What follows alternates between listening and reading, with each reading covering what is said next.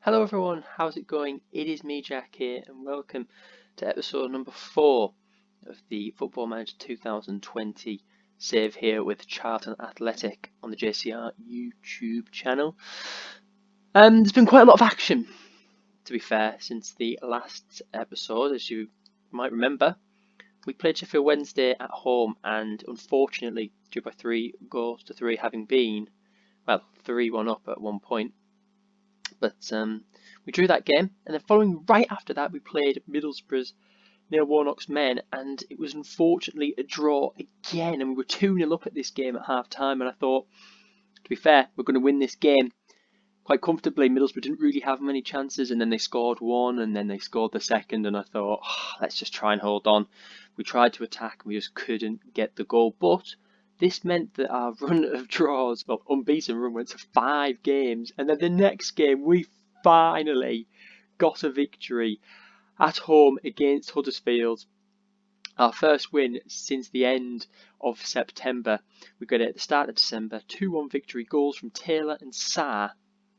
Well, to be fair, actually, Huddersfield scored to make it 1-0, but Sarr was able to respond quickly from a cross into the box. And we won that game by 2-1. And then we went on, not the prettiest of runs. Hull City, I think, were sat in the relegation zone, and I thought this should be quite a straightforward victory, maybe a point again, but we lost it at home, and this started quite the rut, because as soon as we got that first defeat, the defeat started to trickle in. The next one, 2-0 away against Queen's Park Rangers, Hugill and Kane getting on the score sheet before half time. The next game, Bristol City, I thought, can we turn around this momentum? And unfortunately, a goal in the 5th minute from Jamie Patterson meant that we lost that game as well.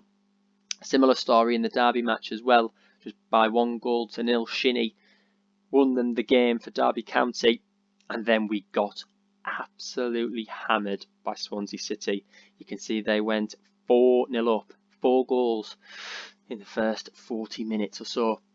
George Byers, Matt Grimes, Connor Roberts and Carl Norton netting in the first half. We responded with Lyle Taylor, however they quickly were to score again with Mike van der Horn, the centre-back. Taylor responded a minute later, but then Deji Oshalaja got himself sent off to round out a pretty poor day's work. Then we played Nottingham Forest at home in the FA Cup, and to be fair, it's not something I'm really bothered about, cup competitions this season. It's all about just trying to stay in the Sky Bet Championship. You can see we did rest quite a number of players, changed the formation a little bit, and we lost that game by 1-0 as well. But this run of just not scoring, apart from the Swansea game, it was concerning.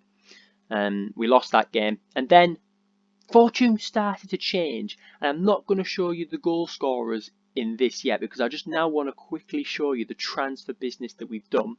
We're into the 1st of February, of course, so we have done a bit of business, and it's quite exciting what we have done. I'll show you the first one here that's coming in at the start of next season. A central defensive midfielder by the name of Renato Tapia.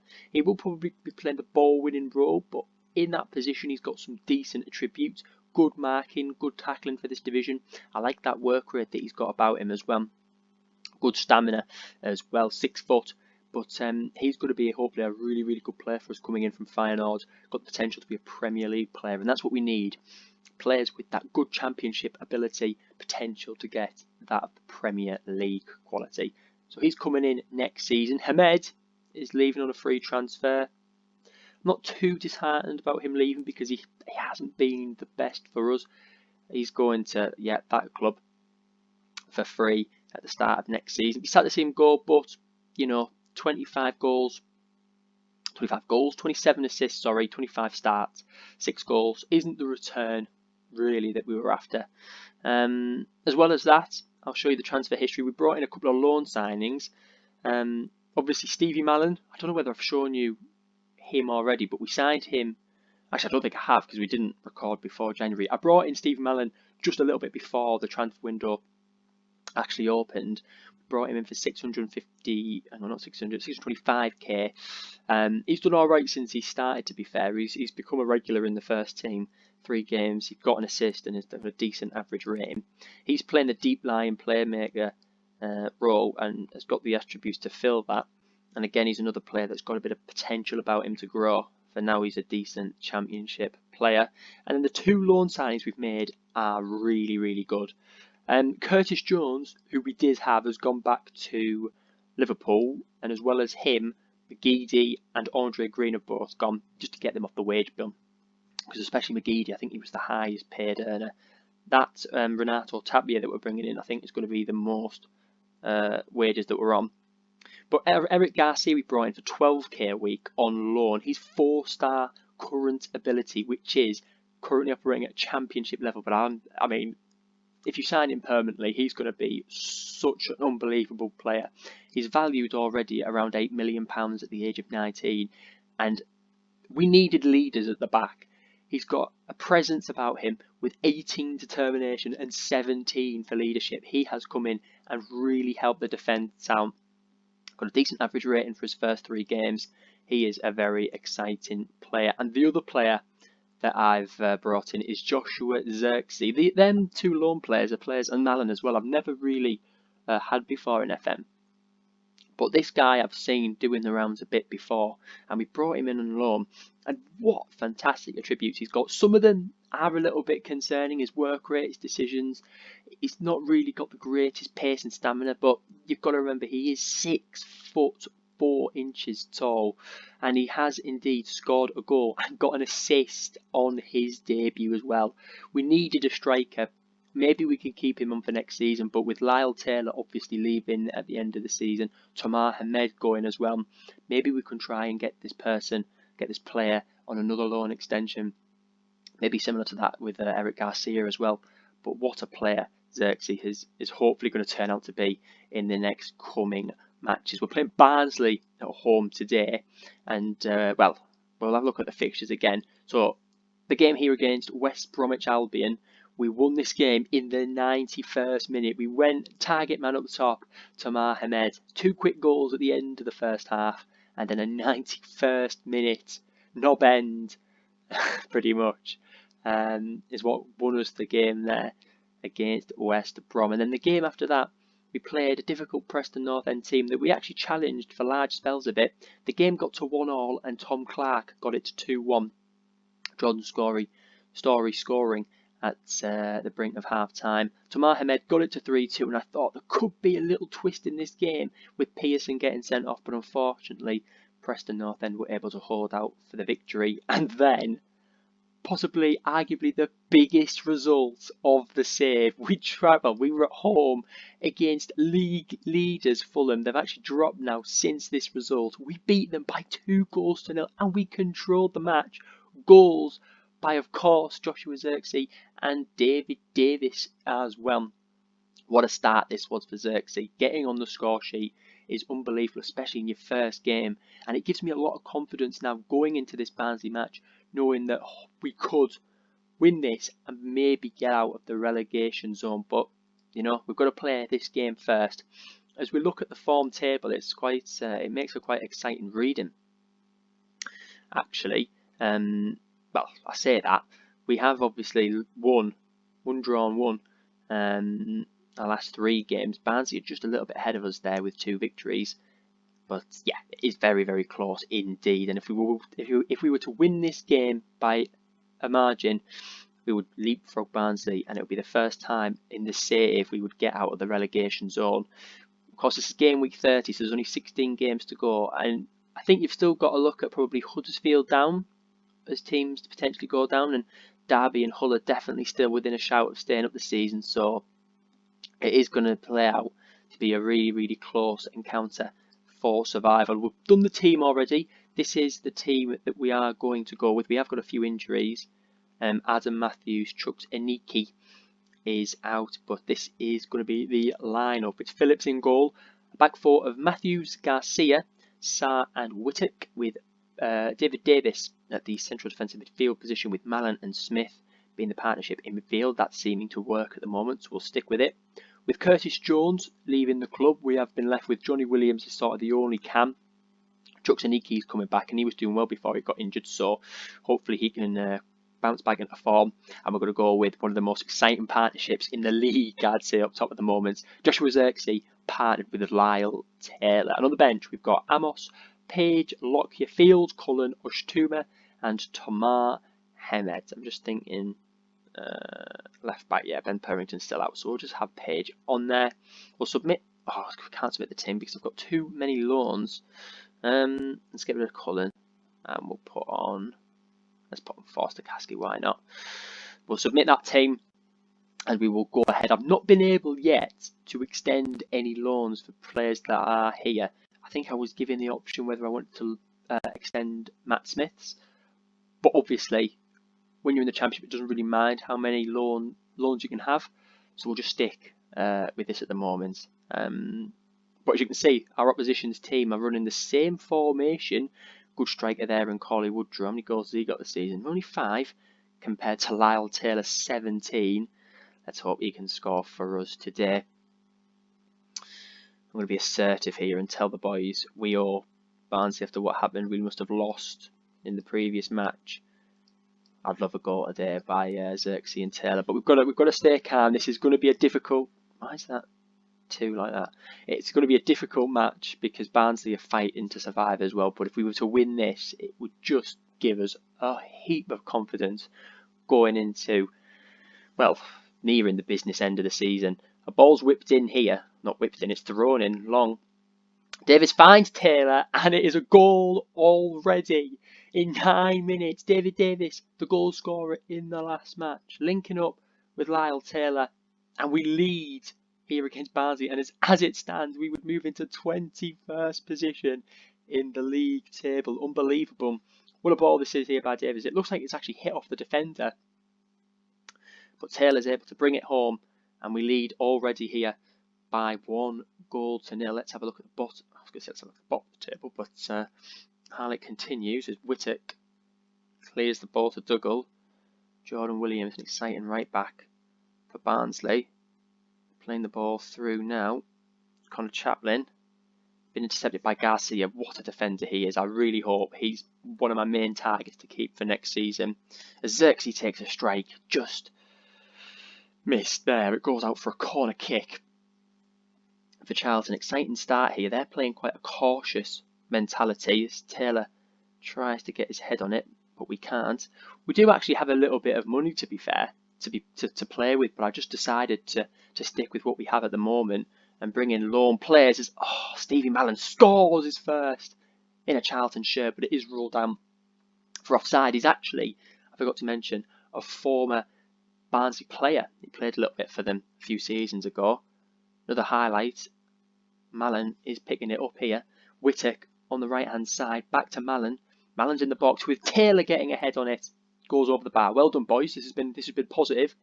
Such a difference in mentality in the players and confidence, you know, when you're in good form like we are at the moment. As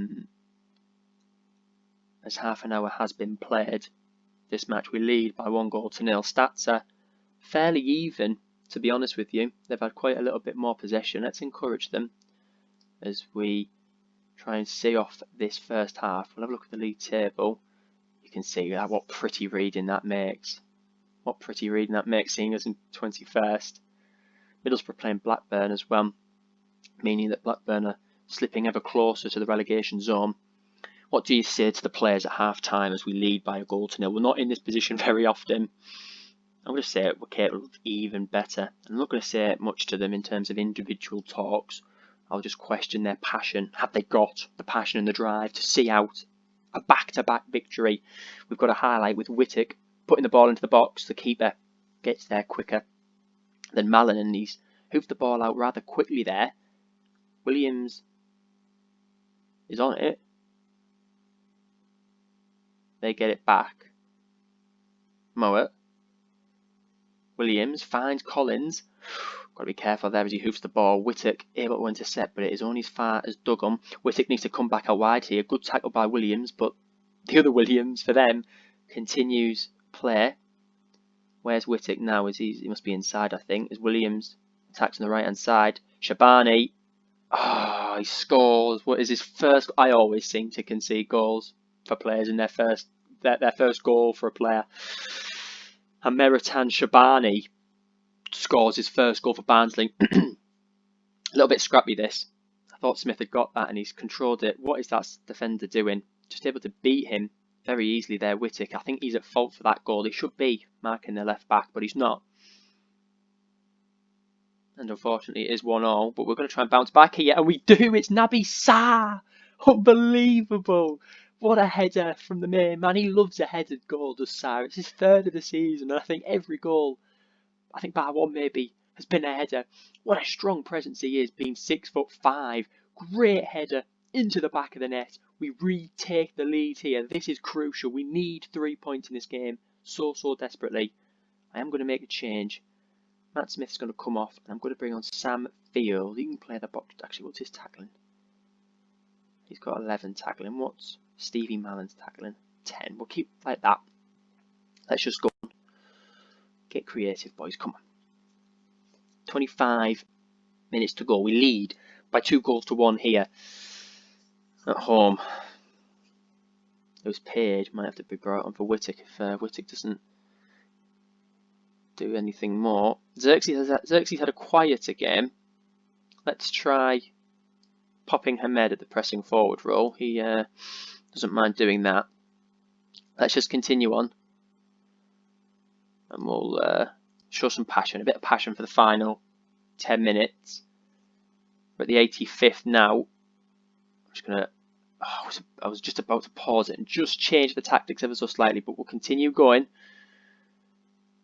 As we've intercepted, Taylor finds Hamed. Hamed hasn't got the pace to beat that man. He tried to look for a pass, but can Barnsley counter attack? Get the ball back. We have, lads. We have. It's Lyle Taylor. Lyle Taylor's through. Can he finish it? Oh, he just can't. We're going to keep the ball in play. Barnsley do. He's hoofed it to Whittick. Is the highlight going to continue here? It is. Whittick to David Davis. To Johnny Williams. Mallon finds it in the midfield. Back to Davis. Williams to Field. Whittick. Whittick into the box, driving forward. Field again. Whips it into Taylor. Oh, it's another offside goal. I am going to change it tactically now, just to sort of try and see out this a little bit. We'll keep the mix crossing. I'm not going to do overlaps though. We'll just try and slow the pace down a little bit, lower that engagement, stay on feet. Oh, we've scored 2 offside goals today. You wouldn't believe our luck. Let's drop that down to balanced. Continue to try and see out this game. Coming towards the 90th now. Let's just try and slow it down a little bit more. Slightly lower that. Bit of time wasting. Get that in there now. We'll pause it again about 93rd. I just want to see out this victory. It'll be the first victory on camera. You wouldn't believe it, would you? Get that like that. And then we just need to absolutely shut up shop.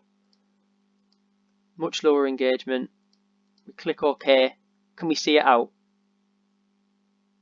Can we see it out? Let's make a change. Let's make a little quick change. Lewis Page can come on for his first minute of the season, but I think it's going to be enough. We finally win on camera. Get in there. It's a huge 3 points. What a change this has been. I'm going to say a certain... See, now that's saying we've moved up the relegation zone. Let's hope they don't get complacent now. But well done. That victory does get us out of the relegation zone for the first time in the save. Game week 30, we've finally done it.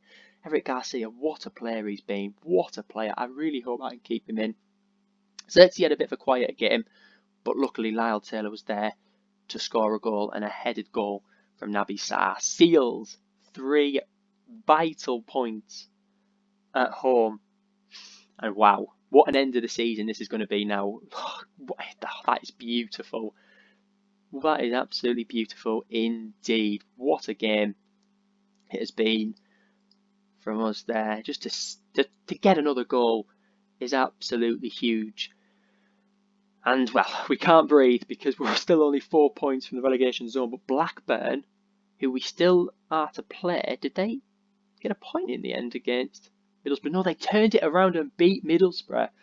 So unfortunately now the gap is 6 points to 20. That is a big victory for them.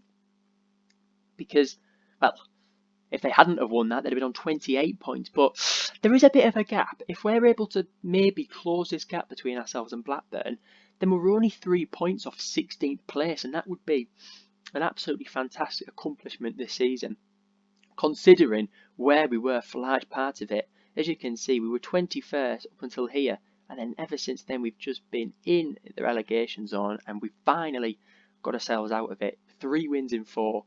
Huge for us. I'm not too sure how many episodes there are going to be left of this series for this first season, obviously, with the being we've done 4 episodes already.